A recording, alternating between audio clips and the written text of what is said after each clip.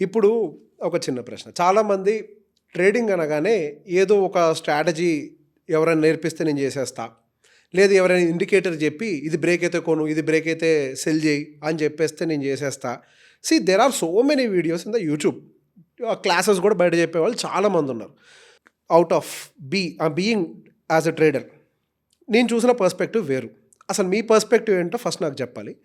Trading అని అంటే ఒక ఇండికేటర్, ఒక స్ట్రాటజీనా, లేకపోతే ట్రేడింగ్ అని అంటే ఒక సైకాలజీనా? ఇక్కడ ట్రేడింగ్ అనేది ఫస్ట్ ఆఫ్ ఆల్ ఇండికేటర్ కాదు, సైకాలజీ కూడా కాదు. సైకాలజీ అనేది సెకండ్ ప్లేస్లో వస్తుంది. అంటే ఓకే, మీరు సైకాలజీ తీసుకురండి, డిసిప్లిన్ తీసుకురండి, ఏదన్నా తీసుకురండి, అది సెకండ్ ప్లేస్లో వస్తుంది. మీకు ఒక బెస్ట్ ఎగ్జాంపుల్ చెప్తా.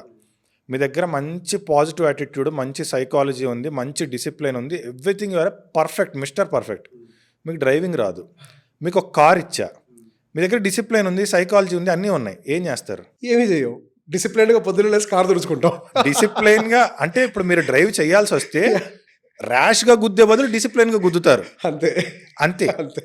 సో మీ డిసిప్లైన్, సైకాలజీ ఎప్పుడు ఉపయోగపడతాయి అంటే ఫస్ట్ మీకు డ్రైవింగ్ తెలిస్తే, దెన్ నేను హైవే మీద ఎంత స్పీడ్ వెళ్ళాలి, గల్లీలో ఎంత స్పీడ్ వెళ్ళాలి, సిగ్నల్ పడితే ఆగాల వద్దా, there your psychology, discipline comes into the picture. Okay. అసలు డ్రైవింగ్ తెలియకుండా సైకాలజీ ఇవి అన్ని మాట్లాడితే వేస్ట్ కదా, it's a waste of time. అంటే పర్టికులర్ నేను చూసిన ట్రేడింగ్ ఎక్స్పీరియన్స్లో, ఇప్పుడు నా ఎక్స్పీరియన్స్లో నేనే ఫెయిల్ అయ్యాను కదా. అవును. నేను 2 months విపరీతంగా సక్సెస్, అస్సలు మనకు పొద్దున్న లెగిస్తే ప్రాఫిట్ మన జేబులో ఉండేది. ఆ 2 నెలల్లో పట్టిందల్లా బంగారం అయింది నాకు. ఓకే, అది అదృష్టం అలా కలిసి వచ్చింది అంతే. కానీ ఒక్క దెబ్బ పడితే ఎక్కడికి వెళ్ళాం, చేతులు వణికిపోయాయి మనకి. అది సో మనకి డ్రైవింగ్ తెలియాలి. హలో అండి. సో మీరు ఎన్ని సంవత్సరాలు అవుతుంది ట్రేడింగ్ స్టార్ట్ చేసి? 11 years. 11 years. మీది అంటే మీరు ట్రేడింగ్ స్టార్ట్ చేశాక జాబ్ మానేశారా, లేకపోతే ఎట్లా? What is your journey there? అంటే నేను జాబ్లో ఉండగా ట్రేడింగ్లోకి ఎంటర్ అయ్యాను. 2014లో నేను ట్రేడింగ్ జర్నీ అనేది స్టార్ట్ చేశాను. ఓకే.